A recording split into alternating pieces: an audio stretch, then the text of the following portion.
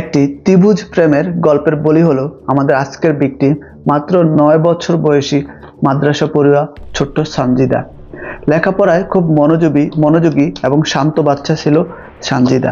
বাবা মা কাজে চলে গেলে সে তার যে বড় খালা ছিল, তার নাম ছিল রাজিয়া তাকে গুছিয়ে সাজিয়ে তাকে মাদ্রাসায় পাঠিয়ে দিতেন। বাড়ির পাশে ছিল সেই মাদ্রাসা। রাজিয়া একাই চলে যেত এবং কখনো কখনো খালা তাকে গিয়ে নিয়ে আসত। সেদিন ছিল 21 মে 2024 সাল। সেদিনও প্রত্যেকটা দিনের মতোই সুন্দর একটা সকাল ছিল এবং সকাল 7টা বাজেই সানজিদা সেজে গুজে তার ব্যাগ নিয়ে সে মাদ্রাসার উদ্দেশ্যে চলে যায় এবং বিকাল যখন প্রায় দুপুর 12টা গড়িয়ে 1টা বেজে যায়, তখনও সানজিদা বাসায় ফিরছিল না। তার যে খালা ছিল, যে রাজিয়া, তিনি একটু চিন্তাগ্রস্ত হয়ে যান এবং তিনি সানজিদার খোঁজে সানজিদার মাদ্রাসায় যান। খালা মাদ্রাসায় গিয়ে কোনোভাবে সানজিদাকে খুঁজে পাচ্ছিলেন না। ওখানে টিচাররা জানান সানজিদা তো আজকে মাদ্রাসাতেই আসেনি। এই ঘটনা যেন আরো রহস্য থেকে রহস্যময় হতে শুরু করে। কি ঘটেছিল সেদিন ছোট্ট সানজিদার সাথে, কিভাবে তিনি একটি ত্রিভুজ প্রেমের গল্পে আটকা পড়েন এবং ছোট্ট সানজিদা বলি হয়ে ওঠেন একটি ত্রিভুজ প্রেমের গল্পে। আসসালামু আলাইকুম বন্ধুরা, আজকের সত্য ঘটনা নিয়ে আমি মোহাম্মদ ওয়াহিদ সরকার আছি আপনাদের সাথে। পুরো ঘটনাটি শুরু করার পূর্বে যারা এখনো আমার চ্যানেলটিকে সাবস্ক্রাইব করেননি, এখনই সাবস্ক্রাইব করে দিন এবং আমার ভিডিওটি শেয়ার করে দিন আপনার বন্ধুদের কাছে এবং কমেন্ট করে জানিয়ে দিন আপনার মূল্যবান মতামত। সেদিন ছিল 21 মে 2024। বেলা 12টা পেরিয়ে 1টাও বেজে গেল, সানজিদা বাসায় ফিরছিল না।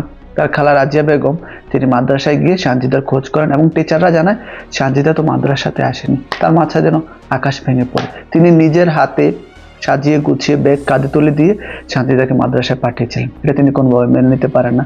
আশেপাশে খুঁজে তার বন্ধুদেরকে জিজ্ঞাসা করেও সানজিদার খোঁজ কেউ দিতে পারেনি। তখন তিনি সানজিদার মা আরজু বেগমকে ফোন করেন এবং তিনি জানান সানজিদা সেখানেও নেই। তার বাবা হচ্ছে লেগুনা চালক, যার নাম সজীব। তিনি 2 বিয়ে করেন। তার বড় স্ত্রী আছে আর ছোট স্ত্রীর সন্তান হচ্ছে আরজু বেগমের সন্তান হচ্ছে রাজি। তার বাবা সজীব লেগুনা চালক, তিনি লেগুনা ফেলে তিনি বাড়িতে চলে আসেন। তিনি তার বাচ্চাকে খুঁজতে থাকেন। প্রথমে ভাবেন হয়তো আশেপাশে কোথাও গেছে, কোনো বান্ধবীর বাসায় গিয়েছে, কিন্তু তার সকল বান্ধবী এবং বন্ধুদের বাসা খুঁজেও, আশেপাশে সকল খেলার মাঠ খুঁজেও তখন সানজিদাকে পাওয়া যায়নি। তখন তারা সবাই মিলে পুলিশের দ্বারস্থ হন। তারা মিরপুর মডেল থানায় গিয়ে পুলিশের কাছে অভিযোগ করেন একটি বাচ্চা হারানো গিয়েছে, তারা কোনোভাবে খুঁজে পাচ্ছেন না। পুলিশ এই বিষয়টিকে সিরিয়াসভাবে নেয়। বাংলাদেশের যে কর্মরত পুলিশ ছিলেন তখন মডেল থানা, তিনি সিরিয়াসভাবে নেন। তখন তিনি সেখানকার সাব ইন্সপেক্টর এবং SI প্রবীর রঞ্জনকে সেই তদন্তের দায়িত্ব দেন। মিস্টার সাব ইন্সপেক্টর এবং SI প্রবীর রঞ্জন সেই এলাকার যত CCTV ফুটেজ আছে তিনি সেখান থেকে তদন্ত শুরু করেন। তিনি CCTV ফুটেজগুলো চেক করেন এবং তিনি একটি ভালো ক্লু খুঁজে পান। সেই CCTV ক্যামেরাতে প্রথম দিকে সবকিছু খুব স্বাভাবিক মনে হলেও 2-3 বার দেখার পর তারা একটি অসঙ্গতি দেখতে পান। একটি বোরকা পরা মহিলা সানজিদার যাওয়ার রাস্তাতে দীর্ঘক্ষণ দাঁড়িয়েছিল, যা তাদের মধ্যে সন্দেহের উদ্বেগ সৃষ্টি করে এবং তারা দেখতে পান একসময় সেই মহিলাটি ধীরে ধীরে সানজিদাকে ফলো করে এবং পিছন থেকে সানজিদার সাথে কথা বলতে থাকে এবং কথা বলে বলে তাকে কল্যাণপুরের দিকে নিয়ে যেতে থাকে। তখন সজীব মিয়া, সানজিদার বাবা, ওই মহিলাটিকে চিনতে পারেন। তিনি হচ্ছে সানজিদার সৎ মা, যাকে সানজিদা খুবই পছন্দ করতো সৎ মা হওয়ার পরেও। তাই সৎ মার সাথে সে কথা বলতে বলতে সেদিকে চলে যায়। তার দ্বিতীয় স্ত্রীর নাম হচ্ছে শাহনাজ আক্তার রিয়া। মিরপুর শাহ আলী মাজার সংলগ্ন এলাকায় থাকেন তিনি। তাকে জিজ্ঞাসা করার পর তিনি অস্বীকার করেন। যখন তারা এই ভিডিওটি দেখতে পায়, তারা ভাবে যে হয়তো তার সৎমার সাথে গিয়েছে, সে সৎমাকে যেহেতু খুব পছন্দ করে। তখন সজীব মিয়া এবং তারা সবাই মিলে সৎমার কাছে যায়, রিয়াকে জিজ্ঞাসা করে।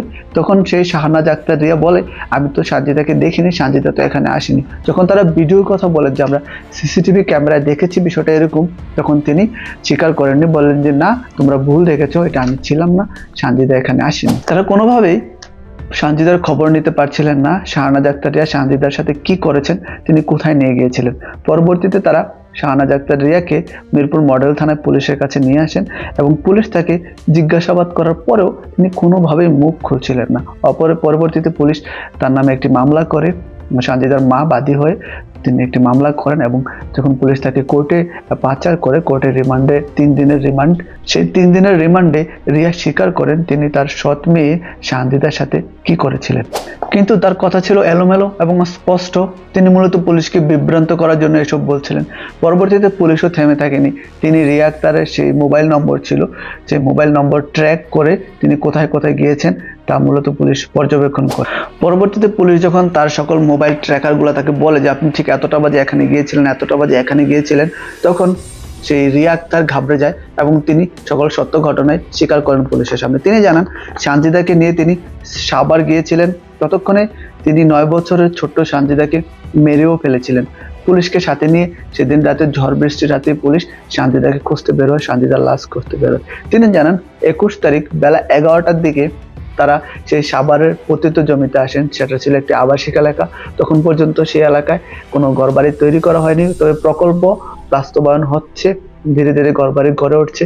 সেখানে ধুধু বালুময় এবং একটি পতিত এলাকা, সাধারণ মানুষ সেখানে খুবই অল্প যায়। তিনি সানজিদাকে নিয়ে সেখানে যান। যেহেতু সানজিদা তার সৎমাকে অনেক পছন্দ করত, তিনি সৎমার সকল কথা মেনে নেন। তখন তারা একটি খেলায় মত্ত ওঠেন। তার সৎ মা রিয়া সানজিদাকে বলেন আমরা একটি খেলা খেলবো, কে কতক্ষণ দম বন্ধ করে থাকতে পারে, কে কতক্ষণ নিঃশ্বাস না নিয়ে থাকতে পারে, এরকম একটি খেলা। প্রথমে তার সৎ মা রিয়া তার দম বন্ধ করে রাখেন। তারপর তিনি সানজিদাকে বলেন আবার তুমি তোমার দম বন্ধ করো, দেখবো তুমি কতক্ষণ দম বন্ধ করে রাখতে পারো।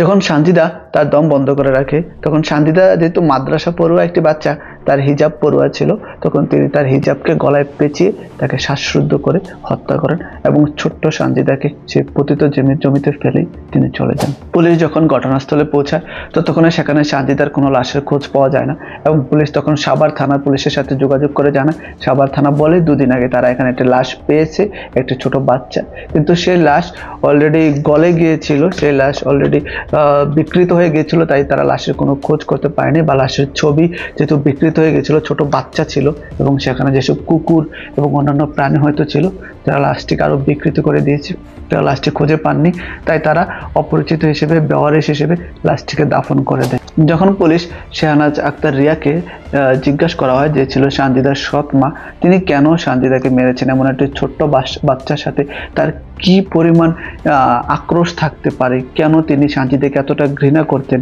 যে তিনি একটি বাচ্চা মেয়েকে শ্বাসরুদ্ধ করে মেরে ফেলেছিলেন। তিনি জানান স্বামী তাকে কম ভালোবাসতো। তার যে স্বামী ছিল সজীব, যিনি 2 বিয়ে করেছিলেন, সানজিদা হওয়ার পর মূলত তিনি রিয়াকে কম ভালোবাসতেন এবং তিনি তার ছোট বউয়ের সাথেই বেশি সময় কাটাতেন। তিনি মূলত স্বামীর ভালোবাসা পাওয়ার জন্যই তিনি যে সানজিদাকে এত বেশি পছন্দ করতেন, তার বিরুদ্ধে এক সময় তার মন বিষিয়ে ওঠে। তিনি মনে করেন যে হয়তো এই বাচ্চার জন্যই স্বামী আমাকে কম ভালোবাসে, ওই বাচ্চাকে এবং বাচ্চার মাকে বেশি ভালোবাসে, আর এ থেকে তিনি সানজিদাকে মারার প্ল্যান করেন এবং তার প্ল্যান অনুযায়ী তিনি সানজিদাকে স্কুল থেকে এসে নিয়ে যান এবং নিয়ে গিয়ে তাকে পতিত জমিতে, সাভারের পতিত জমিতে হত্যা করে ফেলেন, শ্বাসরুদ্ধ করে। মূলত তিনি আরো একটু স্বামীর বেশি ভালোবাসা পাওয়ার জন্য এমন একটি ঘৃণ্য জঘন্য কাজ করতে পেরেছেন। একটি ত্রিভুজ প্রেমের বলি হলো আজকে আমাদের ছোট্ট সেই সানজিদা। আমরা সবাই তার রুহের মাগফিরাত কামনা করি। তো বন্ধুরা, আজকের ঘটনাটি শোনানোর উদ্দেশ্য কাউকে আঘাত করা নয়, কাউকে কষ্ট দেওয়া নয়, শুধুমাত্র শিক্ষামূলক উদ্দেশ্যে এই ঘটনাটি বলা হয়েছে আপনাদেরকে। ভালো থাকবেন, সুস্থ থাকবেন। আজকের ঘটনাটি এতটুকু পর্যন্তই। পরিবারের সাথে থাকবেন, ক্রাইম থেকে দূরে থাকবেন। দেখা হচ্ছে পরবর্তী ভিডিওতে। আল্লাহ হাফিজ।